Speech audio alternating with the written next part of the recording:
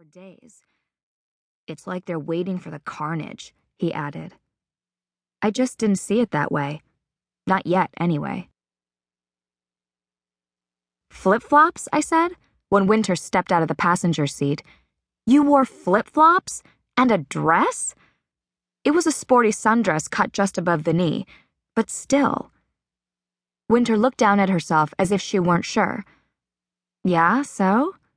So, I said, we're going to be racing other people, the clock, and you're going to be racing in a dress and in shoes that are...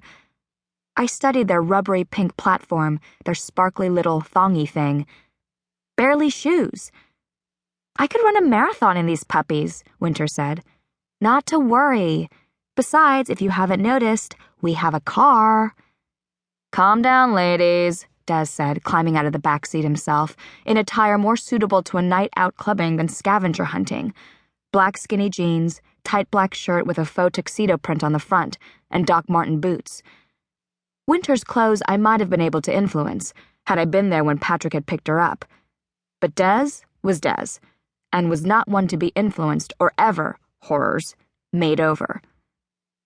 I'd known him since before I could remember, and in our parent circles anyway, he was still known as the boy who dressed up for Halloween as Daphne from Scooby-Doo when we were in kindergarten.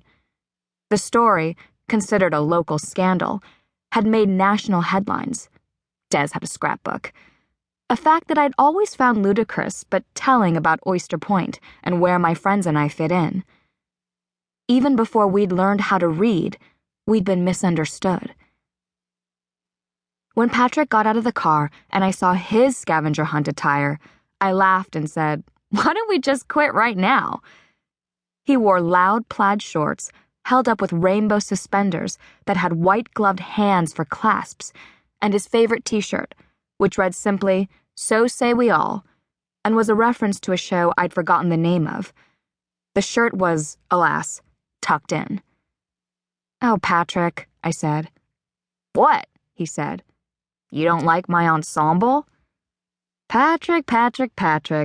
I smiled and noted the white sweat socks that climbed from his yellow Converse high tops up to his knees, and wished that my best guy friend, we'd been nearly inseparable since we'd met freshman year, would try at least a little bit harder to hide his more geeky qualities on occasions like this.